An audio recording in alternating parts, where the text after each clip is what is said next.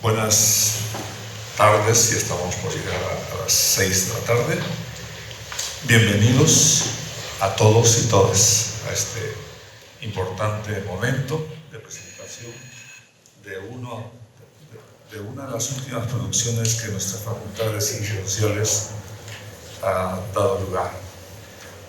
Indudablemente el autor es un sanmarquino y por lo tanto esto nos halaga porque vamos produciendo ya de una manera muy frecuente obras sumamente importantes y por lo tanto quiero hacer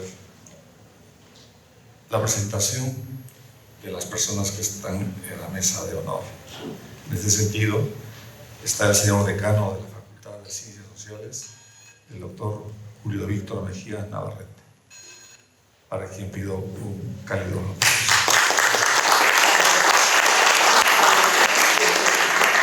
Así también está presente uno de los comentaristas de esta producción última, el doctor César Germán Quevedo, doctor emérito de nuestra facultad. También pido otro.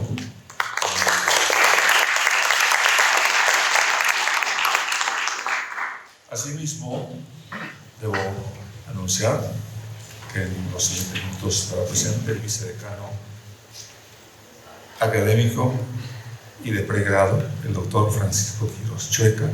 Él es el vicedecano de nuestra facultad y por lo tanto en unos minutos más estará presente para hacer los comentarios correspondientes. Y al mismo tiempo también debo mencionar, obviamente, a la persona que en este momento nos acompaña y al mismo tiempo es el autor de la producción esta que seguramente ustedes van a acceder en la medida en que tenemos a disposición en el stand correspondiente. Es decir, me refiero a Tomás Gutiérrez Sánchez, el autor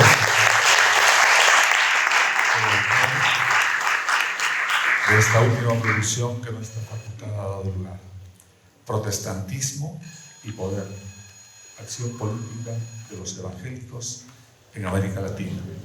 De manera tal que tenemos los dos comentaristas presentes. Daremos inicio al comentario del doctor Víctor Mejía Navarrete, de manera tal que tiene la palabra para los comentarios correspondientes.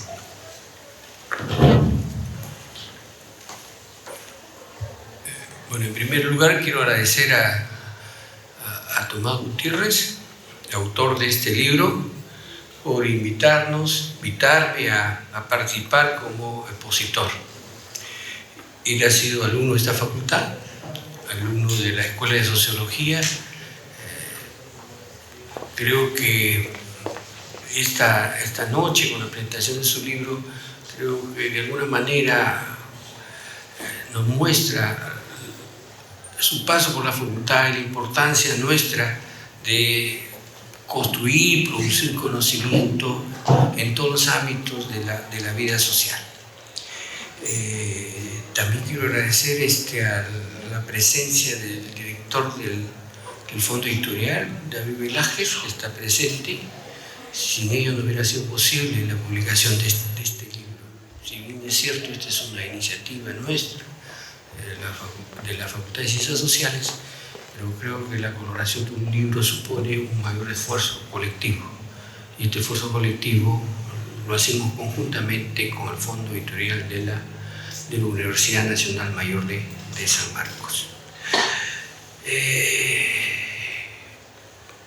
¿Por qué un libro de esta naturaleza? Protestantismo y Poder, acción política de los evangélicos en América Latina. ¿Por qué un libro, al ser publicado en la Facultad de Ciencias Sociales? Creemos que uno de los temas menos estudiados es el tema religioso en las facultades de Ciencias Sociales. Y a su vez el tema religioso, creo que siendo tan rico en países como el nuestro, es un error o un horror, si ustedes quieren, desde las ciencias sociales. Y con mayor razón creo si desde el protestantismo o desde los evangélicos, creo que todavía la situación es más crítica, por no decir más grave, ¿cierto? Si el tema religioso se dejó de lado, el tema de los evangélicos con mayor razón. Entonces, eso es lo primero. Creo que este libro, en ese sentido, llena un vacío, llena, creo que, un lugar que ha sido dejado de lado por las ciencias sociales. Por eso creo que es importante este libro. Si queremos tener una idea, una visión del Perú y de América Latina, creo que no podemos tenerla si dejamos de lado el factor religioso o el papel de los evangélicos en esta vida social. De esa forma yo quiero partir de una conclusión del autor, que en el siglo XX apareció un nuevo actor social y religioso, el evangélico, sujeto con suficiente agenda como para permitirse la búsqueda de poder y su propia legitimidad política. Es lo que dice Tomás Gutiérrez, ¿no? Casi al final del libro. Efectivamente, ¿no?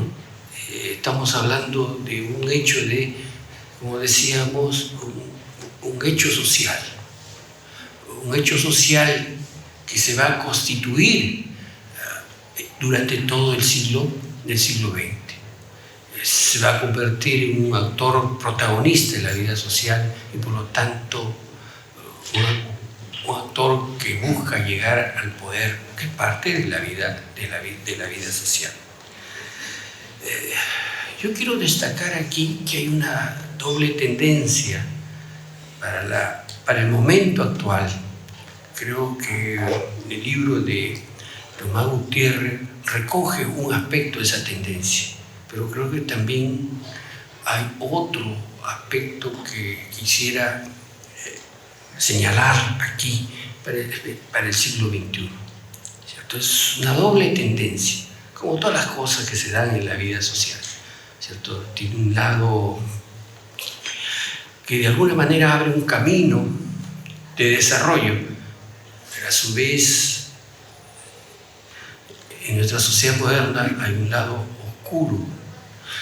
Como diría Walter Benjamin, diría que la modernidad es un discurso, pero un discurso que no solo implica la posibilidad de la tecnología, de una cultura, sino también implica la barbarie.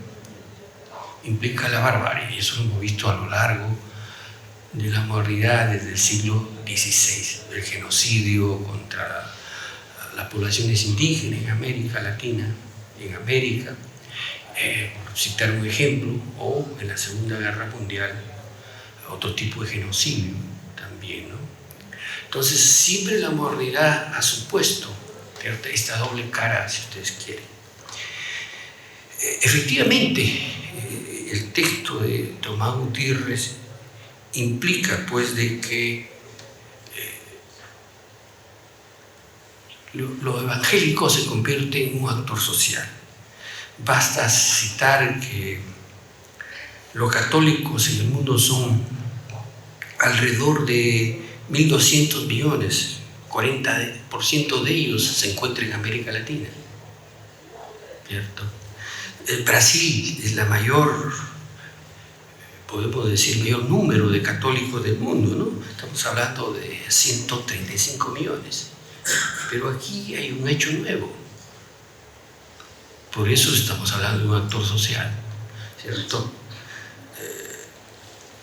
El 35% de la población brasileña, o 25% de la población brasileña, según los datos oficiales, son evangélicos, lo que muestra su importancia, podemos decir, la primera población de América Latina, ¿cierto? Muestra, en el Perú, según datos de Tomás Gutiérrez, estamos llegando al 14%. Estamos hablando entonces de un actor social, ¿cierto? Y algunas estimaciones señalan que para las próximas décadas, ¿cierto?, los evangélicos van a desplazar en porcentaje a los católicos. Entonces estamos hablando de ese tipo de actor social. Creo que el libro muestra todas estas posibilidades de este actor, muestra el desarrollo de un pensamiento democrático en América Latina.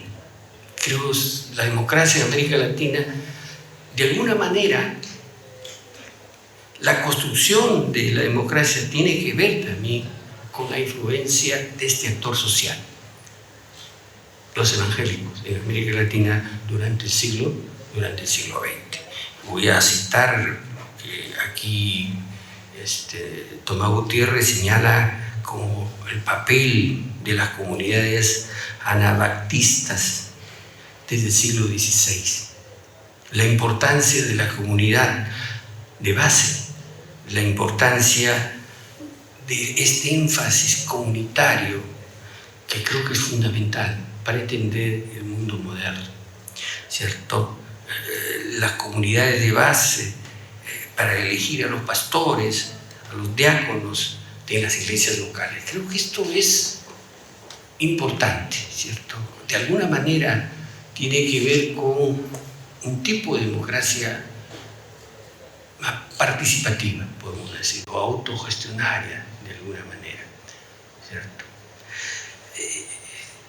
Por otro lado, también Tomás Gutiérrez se refiere que la misma presencia de los protestantes, de los evangélicos, supone una apertura, supone la extensión, podemos decir, de las libertades, la libertad de culto. La democracia en América Latina en gran parte tiene que ver con la libertad de culto, con el desarrollo de las libertades. Y no podemos hablar de libertades si no entendemos las libertades de culto y todo lo que ello suponga, ¿cierto? Como la educación laica, que ha sido subrayado por Tomás Gutiérrez, o el matrimonio civil. Creo que eso quiere decir este aspecto que me refería, de que lo evangélico supone un progreso para América Latina, la construcción de la democracia. Creo que hay un pensamiento también democrático muy rico en la construcción de este sujeto político, podemos decir ahora, de los evangélicos, ¿cierto? En América Latina, y Tomás Gutiérrez ha citado algunas ideas sobre esto. Yo quiero subrayar, ¿cierto?, quizás el más prestigioso de los presbiterianos, a Orlando Falsborda, ¿cierto?, de una familia presbiteriana, sociólogo de América Latina, prestigioso en el sentido de las ciencias sociales, de una familia presbiteriana, fundador de la sociología en 1959 en Colombia, ¿cierto? Creo que la escuela de sociología tiene que ver, o la sociología de América Latina de alguna manera tiene que ver con Orlando Falsborda, tiene que ver mucho, ¿cierto?, con la inteligencia de Orlando Falsborda y con la fundación de esa escuela en 1959. Y creo que eso tiene raíces en este sector evangelista que llega a América Latina, ¿no? Pero algo que creo que es más importante de los presbiterianos es la crítica, no a Israel por Israel, por favor, sino al régimen político de apartheid de Israel. Y cuando digo al régimen político, ¿cierto?, de apartheid, reconocido por Naciones Unidas, por favor, no es una simple crítica. Naciones Unidas ya oficialmente ha reconocido que el régimen israelita es un régimen de apartheid, ¿cierto? Apartheid quiere decir que somete, discrimina desde el Estado, por favor, a las poblaciones palestinas. Y creo que eso supone un mensaje de democracia, de libertades, creo que, y eso solo se puede entender desde esta perspectiva que ha sido subrayada por Tomás Gutiérrez, ¿cierto? Entonces, lo que quería destacar es que hay un lado que el libro muestra, creo con toda su plenitud, de que la construcción de la democracia en América Latina también ha sido resultado de las luchas, ha sido resultado de lo que ahora conocemos como el movimiento evangélico en América Latina. ¿Cierto? Y eso está claramente documentado en el libro que estamos comentando. Pero creo que también hay otra contratendencia, citando a Walter Benjamin, el lado bárbaro, ¿cierto? Este lado bárbaro, el lado oscuro, dirían otros autores como Walter Mignolo. Hay un lado oscuro que ahora es evidente, quizás porque el siglo XXI tiene otras expresiones, pero que creo que es importante decirlo para tener un cuadro completo de este hecho social que decíamos como es el ser evangélico en América Latina. Creo que actualmente hay una alianza muy estrecha entre el régimen político gobernante de Israel, Netanyahu de manera concreta, y lo que se llama los cristianos sionistas de los Estados Unidos, que han jugado un papel fundamental en la elección del actual presidente, en lo que se llama el círculo bíblico en los Estados Unidos, ¿cierto?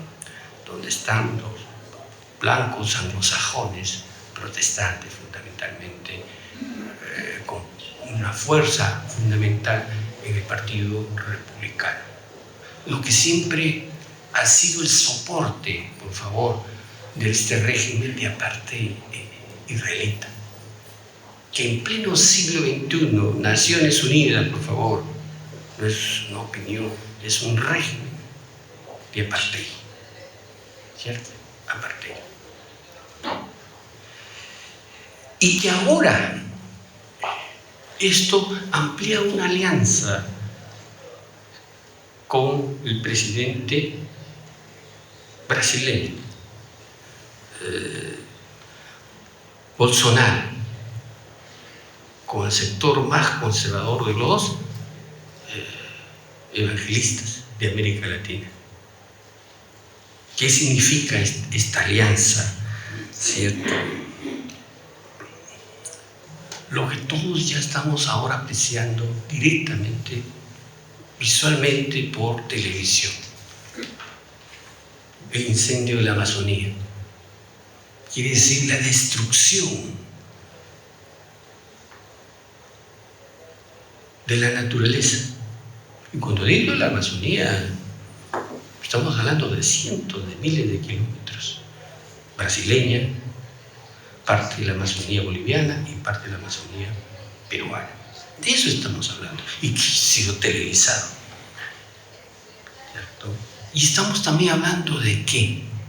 No solamente de la apartheid contra las poblaciones palestinas. Bolsonaro, ¿cierto?, ha declarado, no quiero repetir aquí los adjetivos, contra las poblaciones indígenas, ¿cierto?, contra las poblaciones indígenas. Estamos hablando nuevamente desde el Estado de un discurso desde el Estado, ya no desde la sociedad, por fuerzas sino desde el Estado. No voy a repetir lo del presidente norteamericano, desde el Estado. Estamos hablando nuevamente de un discurso racista que había sido deslegitimado después de la derrota del nazismo y fascismo en la Segunda Guerra Mundial. Ahora este discurso racista, violentista, nuevamente se instala desde el Estado, señores. Desde el Estado. Estoy hablando de Donald Trump, Bolsonaro y el presidente, el primer ministro, por favor, israelita. Bueno, hay una alianza que en la visita, en la toma de poder de Bolsonaro, sellaron esta alianza. Y que hay diversos hechos que se puede señalar como indicadores de esta alianza, nociva para el mundo actual. ¿Y dónde están las bases sociales de esta alianza nefasta que inferioriza a sectores de la población del mundo desde el Estado, ya no desde discursos de algún partido político, desde el Estado? Bolsonaro, Netanyahu, Donald Trump. ¿Cierto? Un discurso contra la naturaleza, por lo tanto contra la vida, porque algunos dicen, y no voy a detenerme en esto, cierto, que si no se cambian las tendencias en los próximos 100 años, la vida correría peligro en la Tierra. ¿Dónde están las bases? Creo que las bases sociales de este proceso se encuentran en el avance de los evangélicos en América Latina. Brasil, hemos dicho, 25%. Nicaragua, 33%. Honduras, 41%. ¿Cierto? El Salvador, 36%. Guatemala, 42%. El sur de México, la parte más pobre de México, algunos consideran que es el 33% evangélico. ¿Cierto? Hay un evangelismo político en América Latina que es fundamentalista, especialmente el movimiento pentecostal. En el Perú, ¿cierto?, alguna figura, voy a citar a Julio Rosas, ¿cierto?, su militancia con mis hijos, no te metas, y en la oposición, ¿cierto?, a la disolución del Congreso, solo para citar en términos generales. Quiere decir que hay una base social importante que crece cada vez más en América Latina. No conozco exactamente el desarrollo de esta base social, los resortes del desarrollo de esta base social y esta representación política que lograba esta alianza, como les decía, en nuestro presidente norteamericano, Netanyahu y Bolsonaro. No sé cuáles son los mecanismos, que creo que eso puede ser producto de otra tesis, pero lo cierto es que hay un tipo de alianza de esa naturaleza.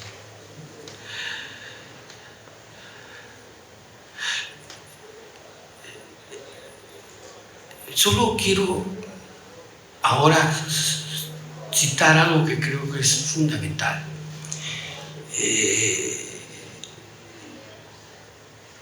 Me estoy refiriendo al muro Trump. Cuando Netanyahu visitó Estados Unidos, el muro para Netanyahu venía a ser, lo dijo públicamente, ¿cierto?, la palestinización de los mexicanos. ¿Por qué? Dijo, así como en Israel significa, ¿cierto?, oponerse a estas poblaciones palestinas, para los blancos norteamericanos, anglos, los mexicanos serían esas poblaciones palestinas. Y la razón por qué lo dijo así Netanyahu. ¿Por qué? Muy simple. Porque actualmente el 62% de la población norteamericana son de origen blanco, anglosajones, etc. Que son lo que hemos dicho, el sector que apoya al Partido Republicano en determinados estados, por supuesto. Pero aquí hay algo más importante. El 12% de la población norteamericana son latinos, especialmente mexicanos, el 80% mexicanos.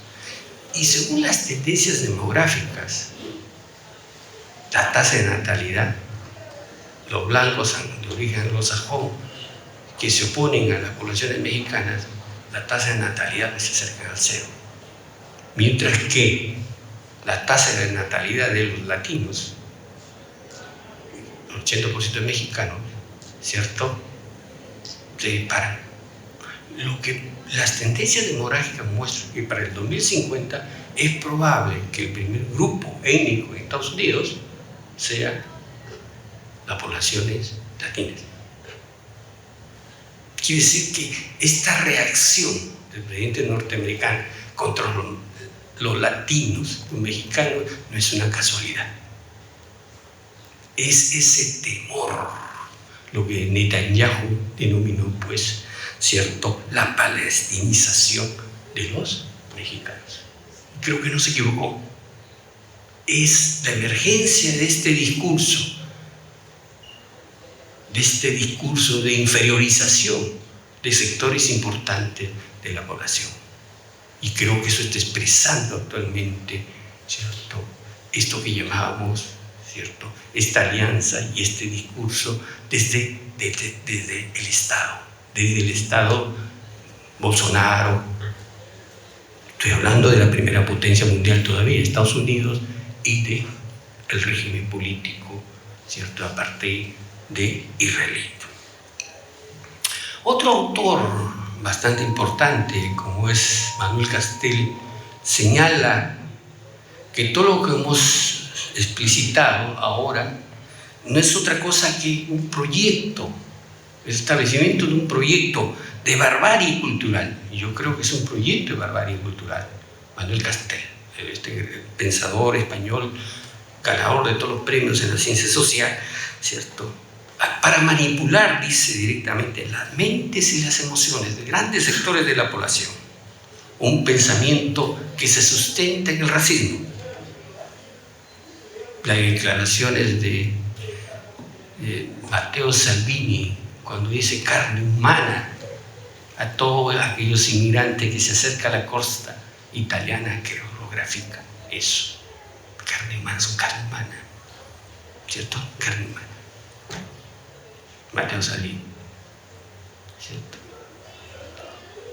Por no decir de todos los fascismos y populismos de extrema derecha de Europa del Este, contra los inmigrantes de países que fueron totalmente desintegrados por los norteamericanos con apoyo europeo, Libia, Irak, Siria, que eran hermosos países, con dictaduras, pero hermosos países. Ahora se transformaron en países sin Estado. Libia, el ejemplo de Libia es muy ilustrativo, ¿cierto? Más de 10 millones de personas entraron en movimiento, dispuestas a inmigrar. 2 millones llegaron a Europa. Y ahí este discurso, ¿cierto?, de la carne humana.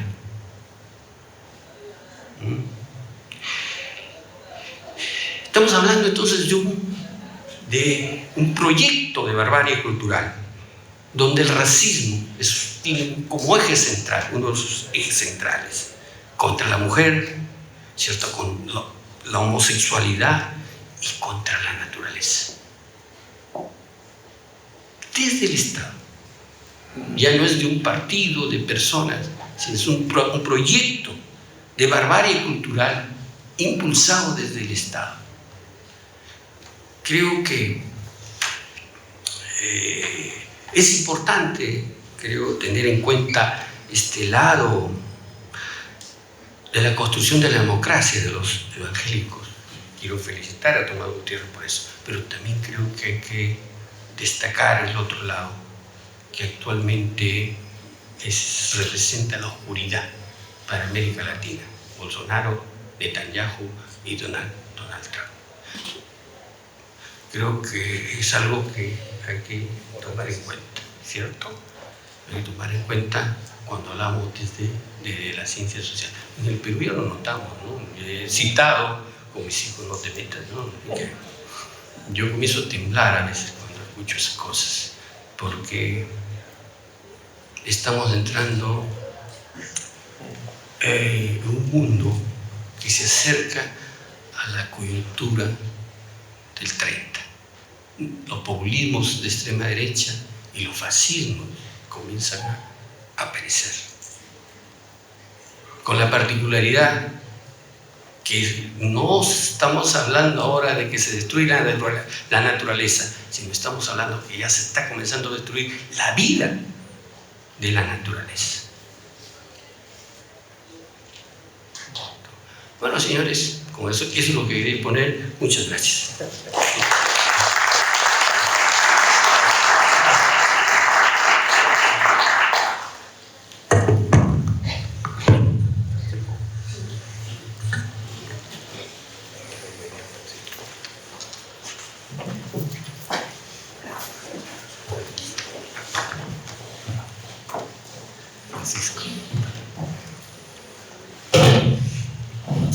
Buenas tardes. Me complace mucho participar en la presentación del libro de Tomás Gutiérrez, Protestantismo y Poder, porque desde hace ya varios años he seguido de cerca sus investigaciones, sus estudios, sus reflexiones sobre el protestantismo y la política. Y en este libro, que creo que es la culminación de esos análisis, de esas exploraciones, en este libro se abren una serie de cuestiones que son importantes para comprender la relación entre religión y poder. Se puede decir sobre la investigación que ha realizado Tomás Gutiérrez, se puede decir lo que el sociólogo francés Pierre Bourdieu señalaba con respecto a la sociología de la religión de Max Weber. Max Weber es uno de los fundadores, de los padres de las ciencias sociales modernas, ¿no? Y que tiene como eje central de sus estudios la sociología de la religión. Bueno, Pierre Bourdieu dice que la sociología de la religión de Max Weber era un capítulo, y el no menos importante, de la sociología del poder. Creo que esto es lo que se puede encontrar en el texto de Tomás Gutiérrez. En el análisis de la religión, lo que está detrás es el poder. Porque toda forma de poder tiene una dimensión simbólica. Y en esto me baso en las reflexiones del sociólogo que le cité, Pierre Bourdieu, en un libro que él tituló Meditaciones Pascalianas. Allí dice: la dominación, incluso cuando se basa en la fuerza más cruda, la de las armas o el dinero, tiene siempre una dimensión simbólica. Y los actos de sumisión, de obediencia, son actos de conocimiento y reconocimiento, que como tales recurren a estructuras cognitivas susceptibles de ser aplicadas a todas las cosas del mundo y en particular a las estructuras sociales. Esto es, el poder se recubre de un sistema simbólico que hace posible la obediencia, que hace posible uno de los efectos más perversos del poder, que los propios dominados acepten como natural su propia dominación y contribuyan a ella. La religión es evidentemente uno de los más importantes sistemas simbólicos, ¿no?, que se dan en prácticamente todas las sociedades. El trabajo de Tomás del campo religioso evangélico no se centra, tal como yo lo veo en el análisis que hace de la religión en el libro, no se centra en el análisis del campo religioso evangélico,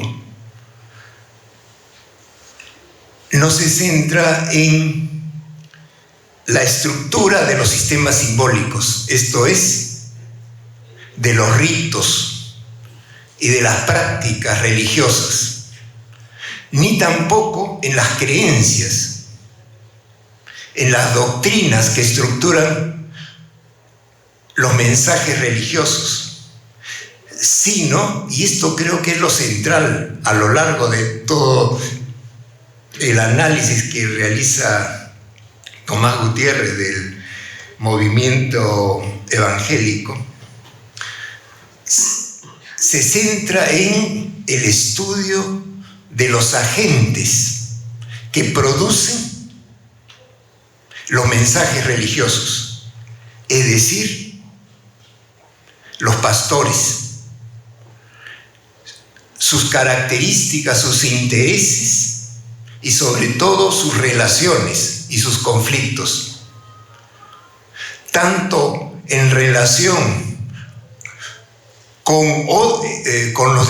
entre los diversos grupos evangélicos, como también con los grupos y con los sectores y movimientos no evangélicos.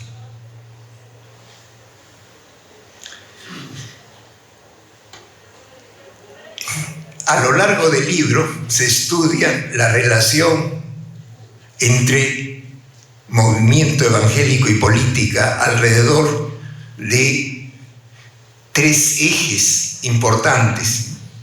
En primer lugar, se examina el papel del movimiento evangélico en la génesis y organización del partido político Cambio 90 y el papel fundamental que tuvieron los evangélicos en la campaña electoral de 1990 que hizo posible la elección de Fujimori como presidente.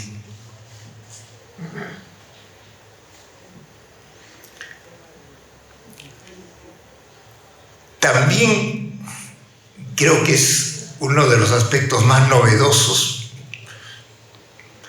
del libro.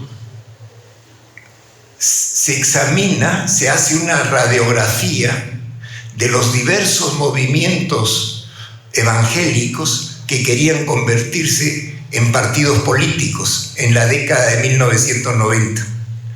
Como dice Tomás, era el sueño del partido propio. Quizá el éxito más significativo de estos movimientos que querían crear un partido confesional fue el que llevó adelante el pastor Humberto Lay, cuando se crea el partido Restauración Nacional. Se examina porque Tomás fue uno de los activos organizadores de este partido. Se examina cómo surgió, cómo se desarrolló y su participación en las elecciones del año 2006. En esa línea de análisis, ¿no?, es decir, de las relaciones entre el movimiento evangélico o la participación de los evangélicos en la política, en el libro se explora las relaciones entre los movimientos evangélicos y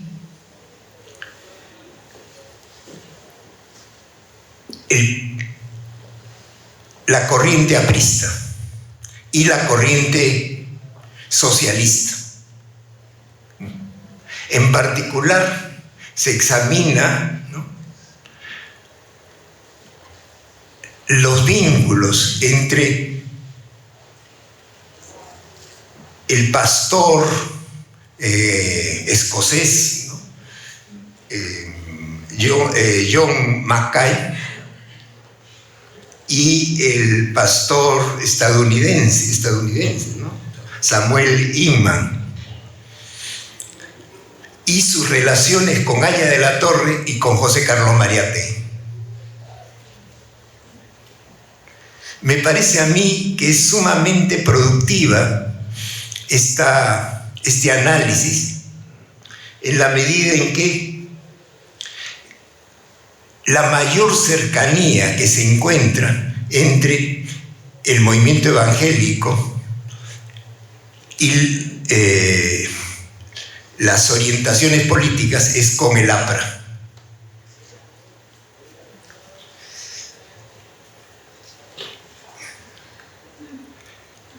También, y esto es también novedoso, por lo menos para mí, ¿no?, es el examen de un movimiento que fue relativamente marginal dentro del movimiento evangélico, el del movimiento Iglesia y Sociedad para América Latina, ISAL.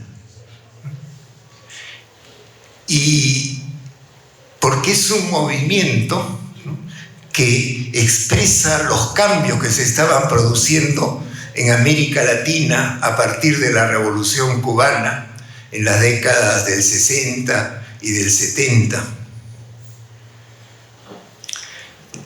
Y sobre todo, el documento de la cuarta conferencia, ¿no?, de ISAL, de Iglesia y Sociedad para América Latina, que se realizó aquí en Lima en 1971, en donde se plantea el apoyo al movimiento Cristianos por el Socialismo. Pero lo más significativo, me parece a mí, es el examen de las relaciones entre el movimiento evangélico y el partido aprista, y sobre todo las relaciones entre el pastor John Mackay y Aya de la Torre. El núcleo de esos vínculos es el problema de la democracia. Para los misioneros evangélicos,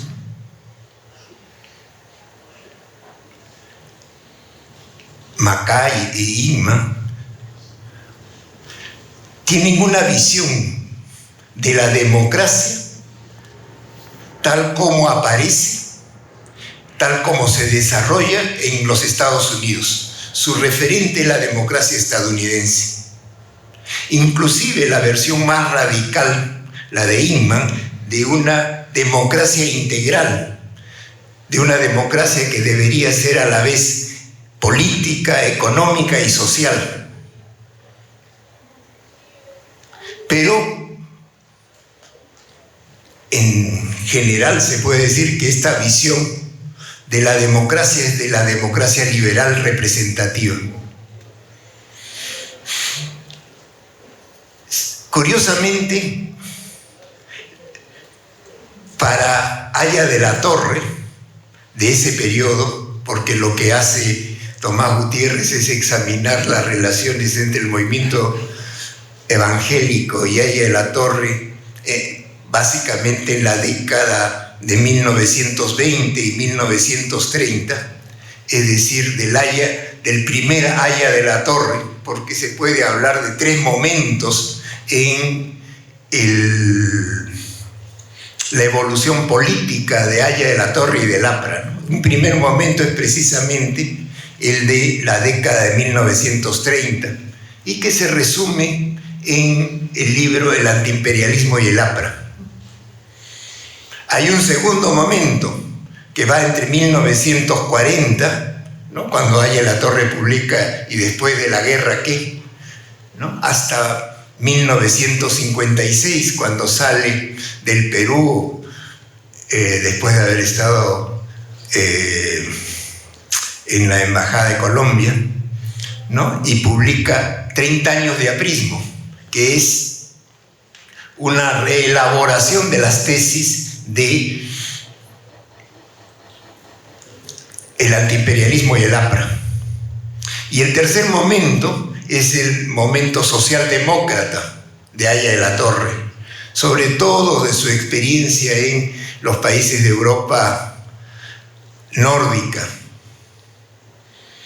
y que se expresa en el discurso con el que inaugura la Asamblea Constituyente. Las referencias de las relaciones entre el movimiento evangélico y sobre todo de Mackay es el Haya de la Torre del primer momento, el Haya de la Torre del antiimperialismo y el APRA. ¿Y cuál es el modelo de democracia de Haya de la Torre en ese periodo?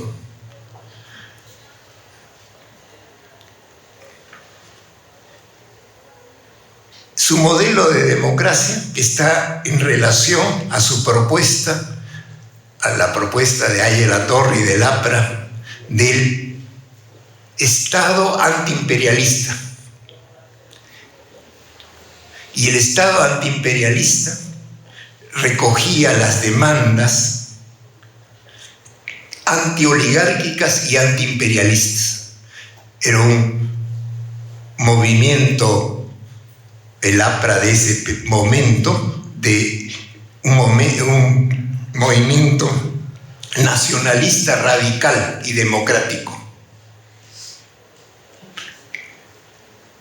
Y este Estado antiimperialista tenía como base económica el capitalismo de Estado, es decir, el control del Estado de la economía. Y como base política, lo que llama en el antiimperialismo y el APRA, al final del capítulo 7, una estructura política de democracia funcional basada en las categorías del trabajo. ¿Qué quiere decir esta idea de la democracia funcional? Es una idea, es un proyecto antiliberal. El liberalismo, ¿no?, tenía como fundamento la escisión entre los derechos del hombre, como lo establece la Declaración de la Revolución Francesa, los derechos del hombre y los derechos del ciudadano, en tanto que derechos del hombre son los derechos de los individuos como propietarios y por lo tanto como individuos desiguales en la sociedad civil. Pero en tanto que derechos del ciudadano, los individuos son iguales. Esta ficción de la modernidad política, que se expresa en individuos socialmente desiguales, pero unificados artificialmente en la sociedad política como ciudadanos iguales. Para Haya de la Torre, ese modelo no era lo suficientemente útil para el Estado antiimperialista. Dice Haya de la Torre en un artículo de Política Aprista: la nueva democracia debería significar la vinculación del concepto de economía al concepto de política, como indispensable para el sabio dominio del Estado. ¿Qué implicaba esta vinculación entre la economía y la política? Considerar, y eso lo va a decir Haya de la Torre en el discurso con el que clausura su campaña electoral en 1931 en la Plaza de Hacho.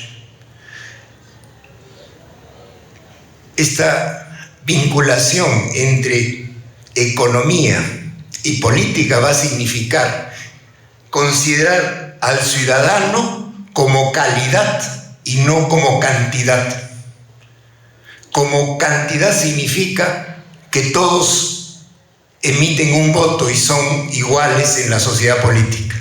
En cambio, como calidad significa que los ciudadanos tienen un lugar en la división social del trabajo y como tales tienen que estar representados en el Estado.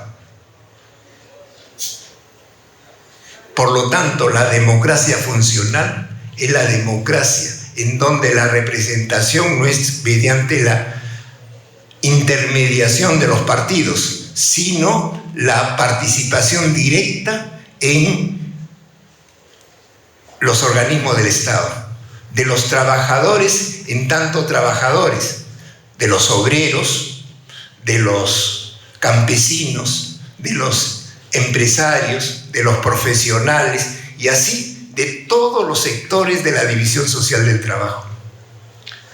En este sentido, dice Haya de la Torre, el ciudadano trabajador, manual e intelectual intervendría en las decisiones políticas sin abandonar su función vital de trabajador. De esta manera se establece lo que denomina la democracia de plena participación o democracia funcional. Es un proyecto que expresa la necesidad de superar, porque ese es el debate de esa época, ¿no?, la crisis de la democracia liberal.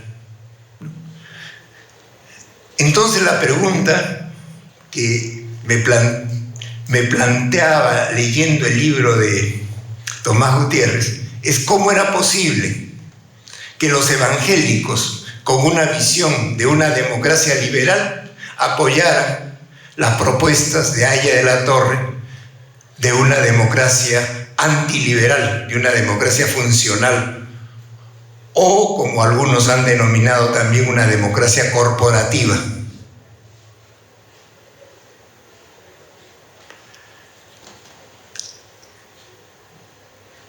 Tengo la impresión,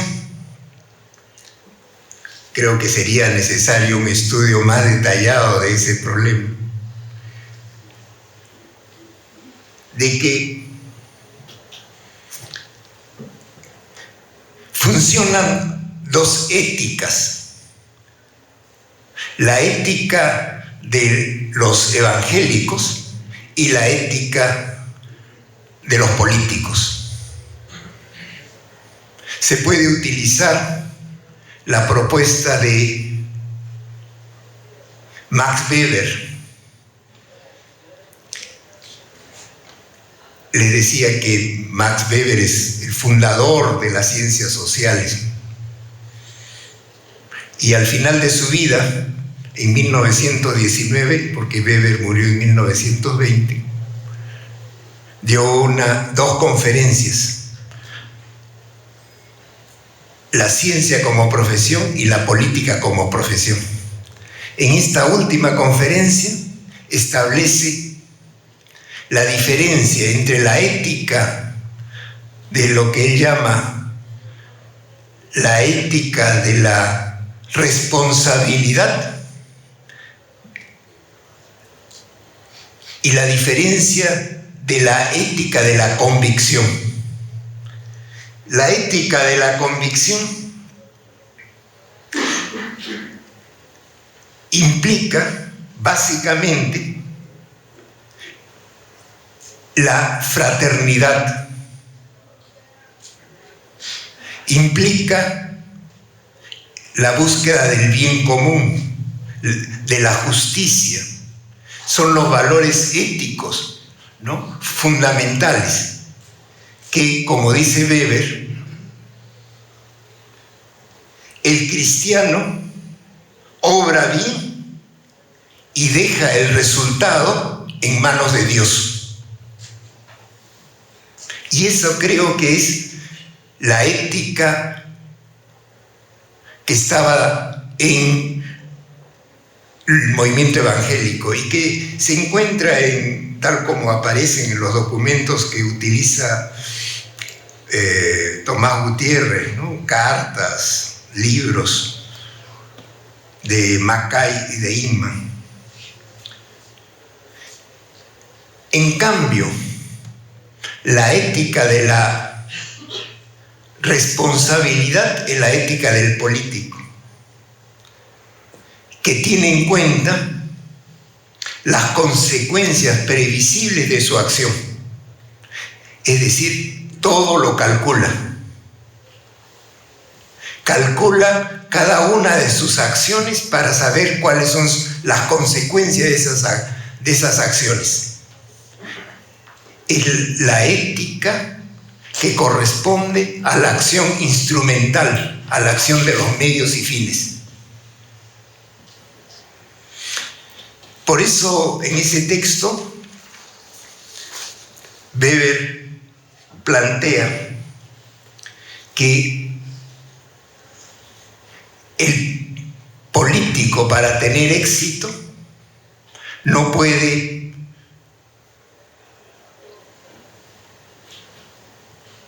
hacer política con la ética del sermón de la montaña. La ética del sermón de la montaña es la ética de la fraternidad, de la humildad. El político que quiere hacer una actividad política según esta ética va a fracasar. Allí Weber dice: también los cristianos primitivos sabían muy exactamente que el mundo está regido por los demonios, y quien se mete en política, es decir, quien accede a utilizar como medios el poder y la violencia, ha sellado un pacto con el diablo, de tal modo que ya no es cierto que en su actividad lo bueno solo produzca el bien y lo malo el mal, sino que frecuentemente sucede lo contrario. Quien no cree en esto es un niño, políticamente hablando. En este sentido, había, creo, una diferencia entre el movimiento evangélico y la perspectiva de Aya La Torre. No, mientras que el movimiento evangélico buscaba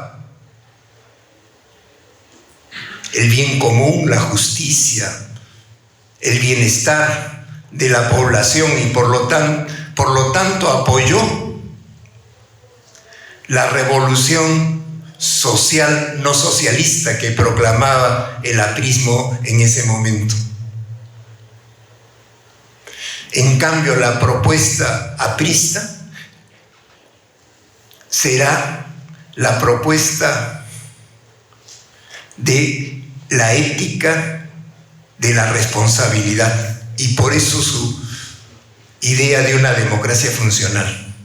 Pero este mismo problema de la relación entre la ética y la política se va a plantear con el fujimorismo y con la relación entre evangélicos y Cambio 90 al inicio del gobierno de Fujimori en los años 90, y en donde una vez elegido Fujimori deja de lado a los evangélicos y sigue esa ética de la responsabilidad, es decir, la ética basada en la eficiencia de los medios, y ya no la ética sostenida por el discurso basado en la fraternidad, es decir, en la ética del sermón de la montaña. Y también quizá por eso el fracaso de los movimientos evangélicos que querían crear un partido confesional propio, porque son dos mundos diferentes: el de la política. Weber dice, el hombre político es como el homo económico, como el hombre económico, actúa sin ira y por lo tanto sin amor, todo lo calcula, ¿no? Esa es la ética de la responsabilidad. La ética del que sigue el sermón de la montaña es la ética de la convicción, del amor al prójimo. Quisiera terminar señalando que lo que Tomás Gutiérrez en la conclusión plantea, que su investigación, al final plantea que su investigación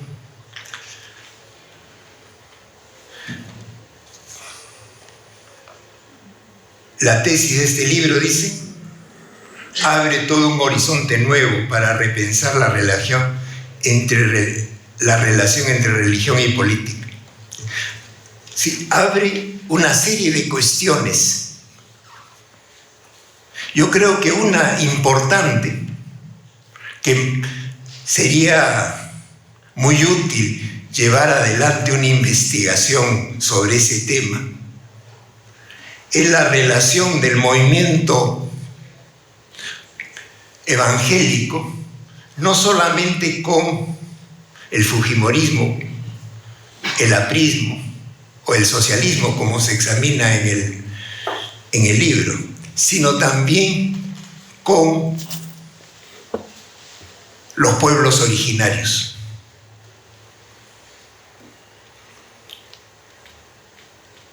En el libro, sobre todo en relación a Mariátegui, se plantea que Mariátegui tenía una visión bastante limitada del papel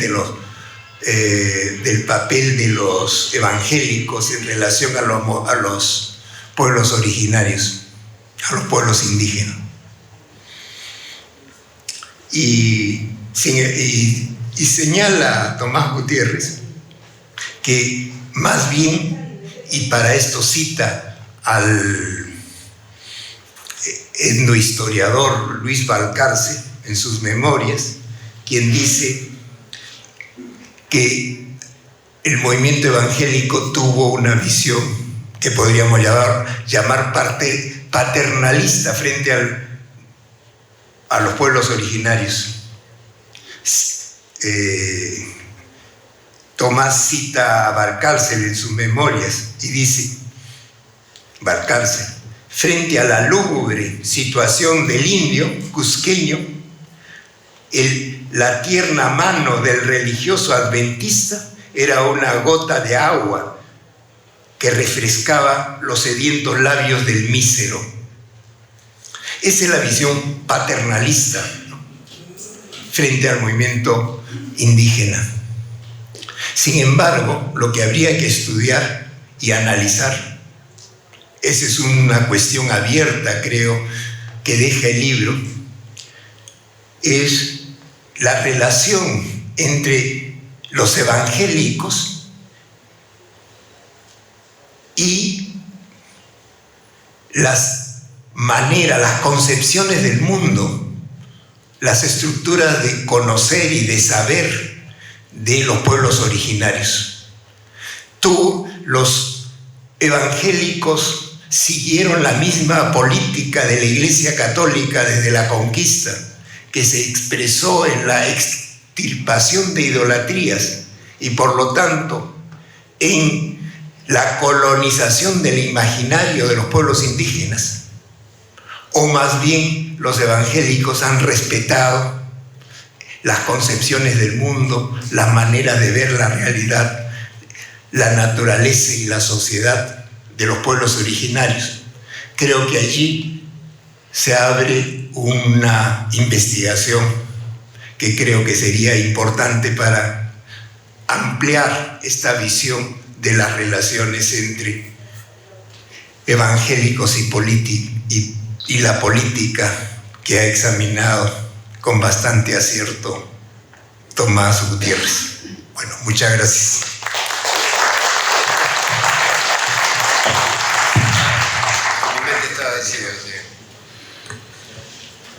Buenas noches. En primer lugar, antes de hacer la presentación, quiero disculparme por los largos minutos, que llegué tarde y nuevamente he sido víctima, pues, del tráfico traicionero, ¿no? Y en realidad yo quiero ser bastante breve, pero sobre todo no repetir lo que dos sociólogos connotados sanmarquinos han dicho acerca de este texto que anda a caballo entre la sociología y la historia. O mejor dicho, es un texto sociológico, pero que recurre al principal método de la historia, es decir, ver el fenómeno en la diacronía para poder entenderlo mejor. Quiero hablar más acerca entonces de, no el autor, porque los planteamientos han sido bien expuestos, ¿no? Y sobre todo esta discusión teórica en torno al poder, la iglesia, el poder, y sus, digamos, efectos, consecuencias en la sociedad, y en este caso más específicamente en el poder político. Quisiera mencionar un par de palabras, sobre todo importantes, creo, no tanto sobre el libro, sino sobre su autor y las circunstancias, más bien, de la confección de este texto, ¿no? En realidad este libro lo esperábamos desde hace mucho tiempo. No me estoy refiriendo a tardanzas, por si acaso, que algo de eso hay también, pero lo digo así en nota a pie de página, ¿no?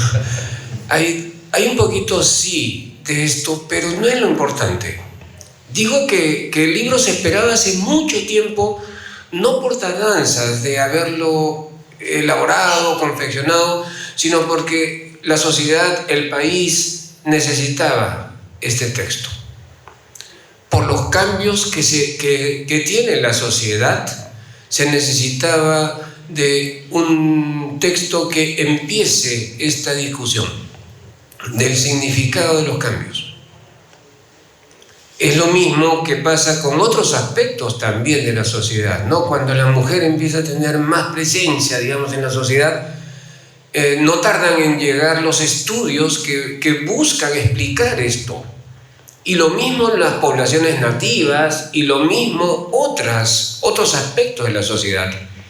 Y en este sentido, el fenómeno, digamos, político o una parte del fenómeno político en América Latina y en nuestro país en particular en el siglo XX es precisamente la presencia de protestantes. Disculpen si es que cometo errores porque no conozco la nomenclatura, ¿no?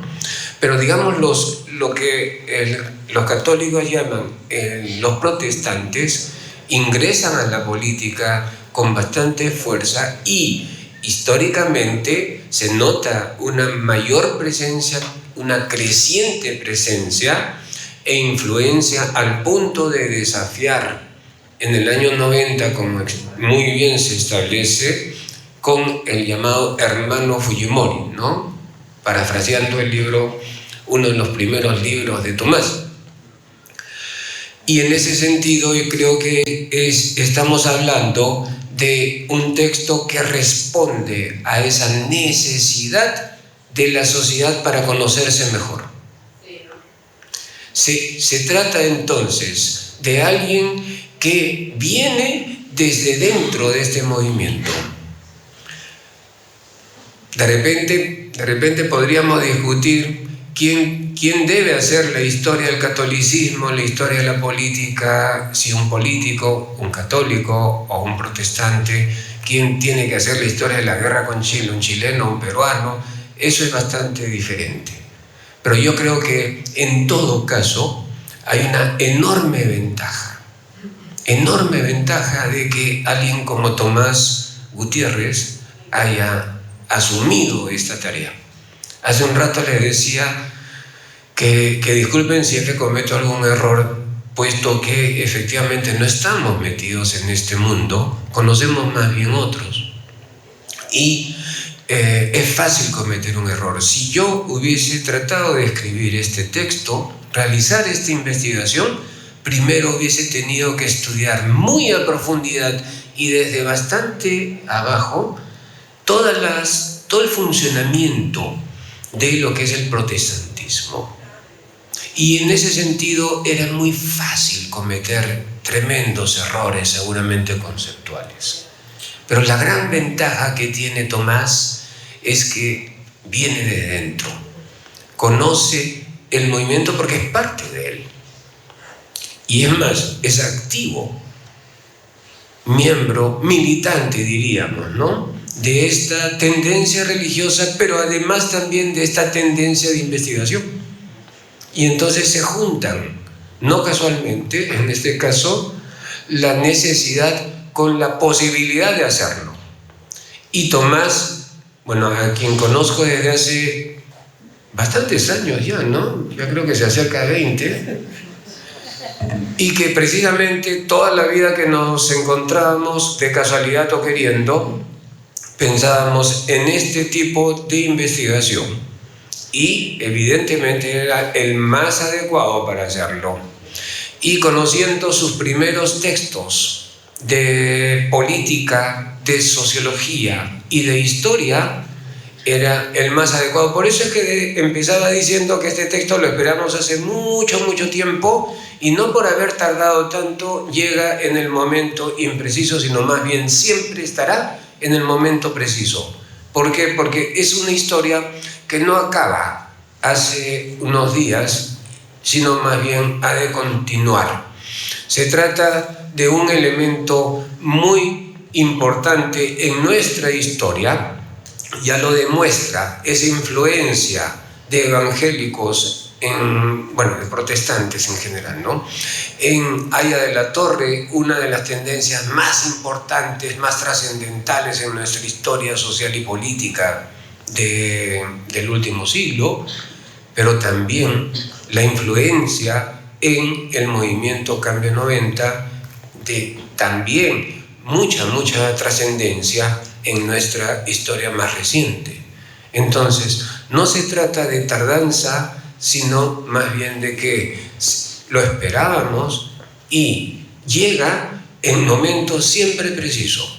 Necesitamos conocer mucho más esto y de ahí viene. Ahí está la gran importancia de este texto.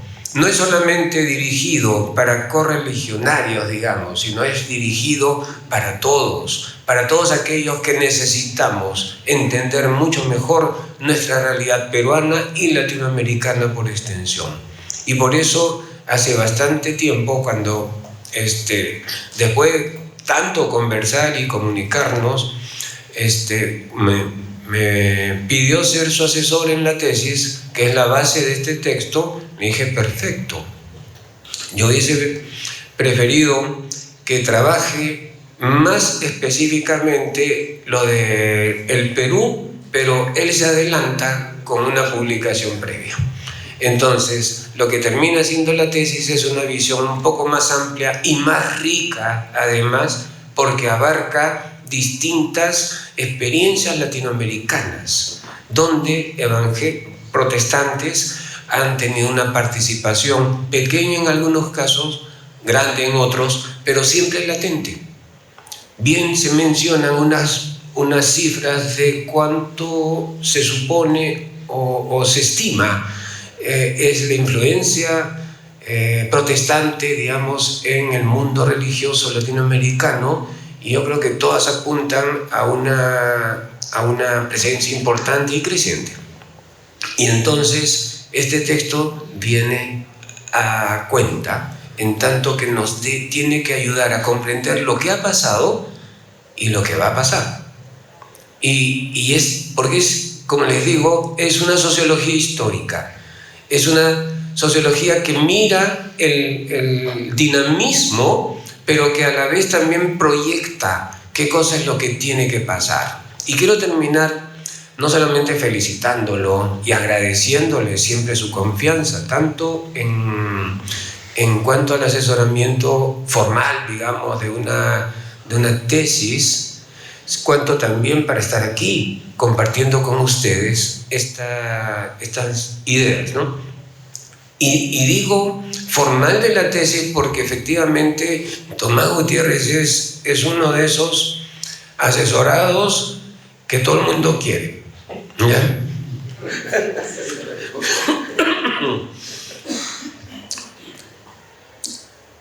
¿Y por qué lo quieren?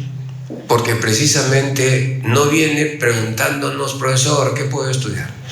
¿No? Sino viene diciéndonos, mira Paco, porque nos conocemos hace tanto tiempo que siempre nos hemos tratado con familiaridad, amistad, ¿no? Mira Paco, me dice, lo que necesito es ver esto. O sea, ya tiene en la mente el proyecto, ya tiene los objetivos que seguir.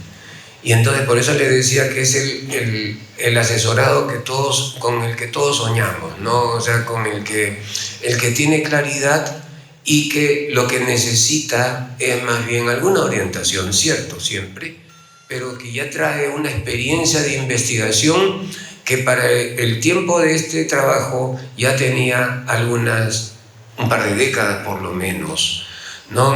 Me hubiese gustado también tenerlo cuando trabaja a González Vigil, por ejemplo, ¿no?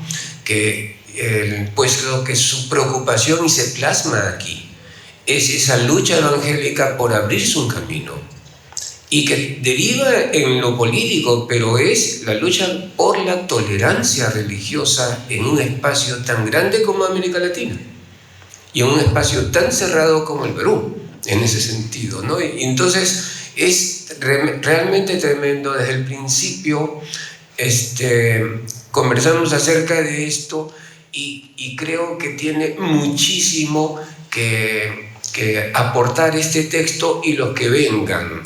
¿Por qué? Porque un libro muchas veces es tan importante por lo que dice, por las puertas que abre.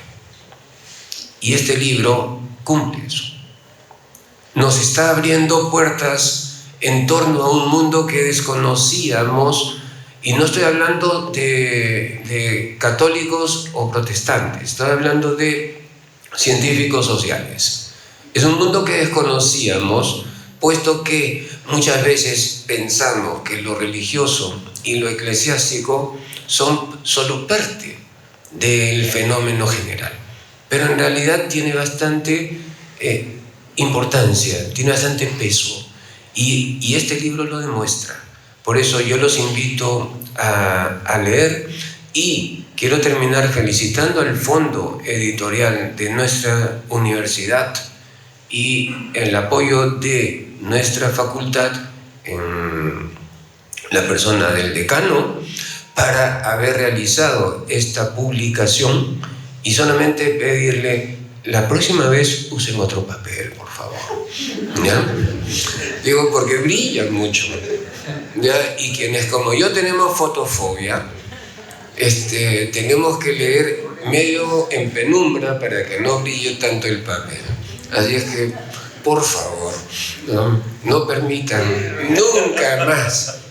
No, es más, el Fondo Editorial de San Marcos se caracterizó hace mucho tiempo por tener un papel único en el país, que era excelente, un papel bastante crema, que no me acuerdo cómo se llama. Ya ese, que era una delicia para la lectura, porque no te exige, digamos, parpadear. No, en este caso a veces había que leerlo un poquito mirando así, o arriba, de abajo, pero no se preocupen, vale la pena ese esfuerzo. Es un texto que yo sí lo recomiendo para todos, no solamente para sociólogos, historiadores, antropólogos, sino también para cualquier sea el credo que nosotros tengamos. Muchas gracias.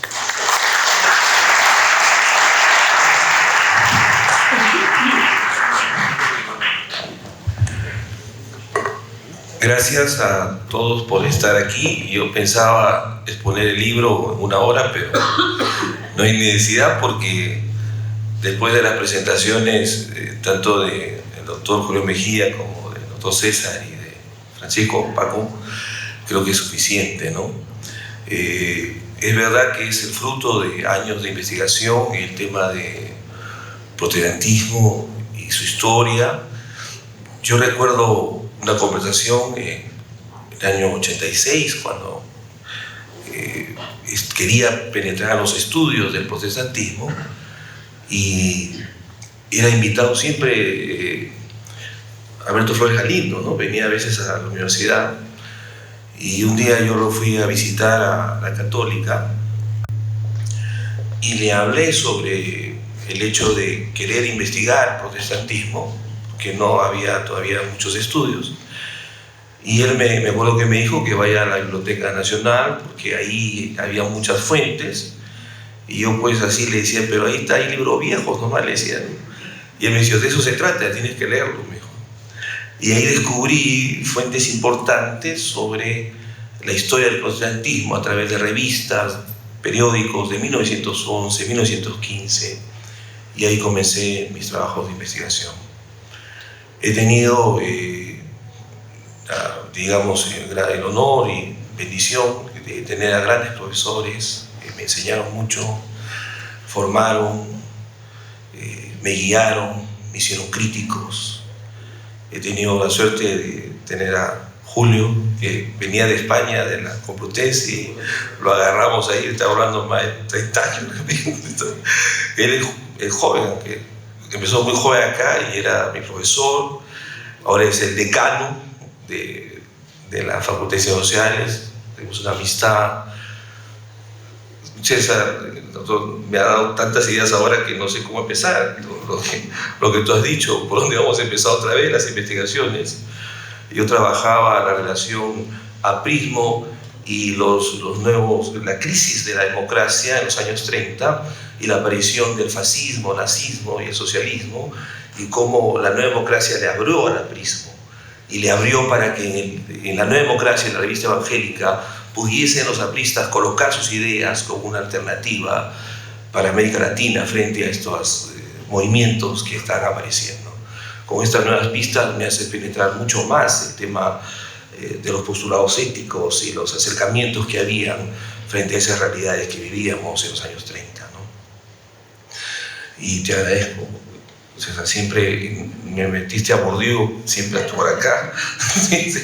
Y Weber lo tenía, hasta que descubrí que el trabajo de Weber, la ética protestante, fue un trabajo que hizo para la Alianza Evangélica Mundial. Imagínate, me sorprendió tanto eso en alemán, que lo invitan a que escriba y nace ese libro tan famoso de la ética protestante y el espíritu del capitalismo, que era para una convención de la Alianza Evangélica Mundial. Entonces eso me llevó mucho.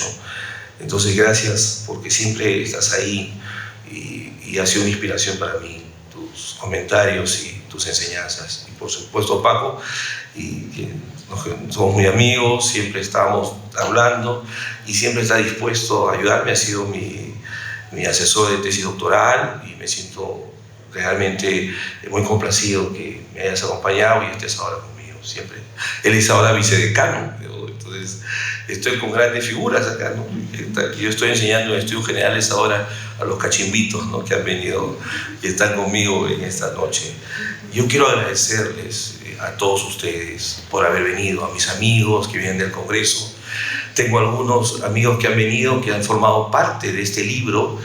Tengo al primer fundador de Cambio 90, que fue coordinador de organizaciones de Cambio 90, Pablo Correa, que está acá. Tengo también a un senador de la República, que fue en la época del 90, que es Víctor Arroyo, que está acá, ¿no?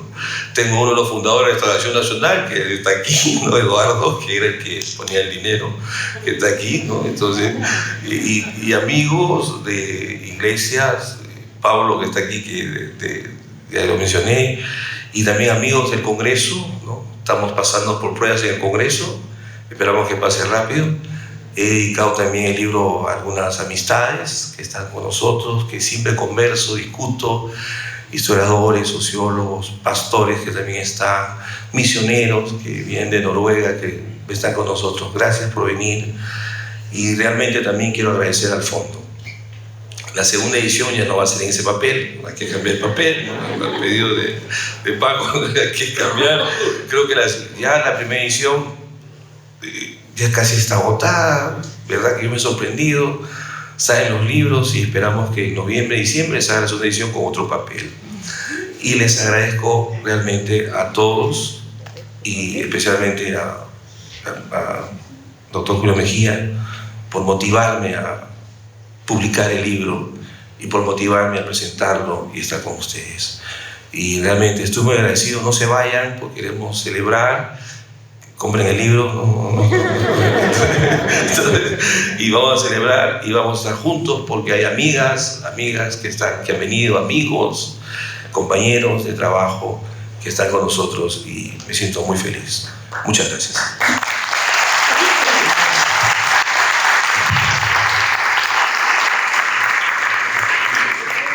Para clausurar este evento, solo quiero decir unas breves palabras. Para mí es un honor estar presente en esta presentación de este libro.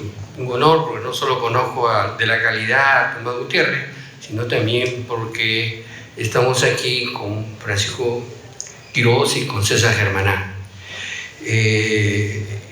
Para la Facultad de Ciencias Sociales es un honor haber publicado un libro de esta naturaleza. Y como señalábamos, porque se trata de la democracia en el Perú, de la historia de la democracia en el Perú.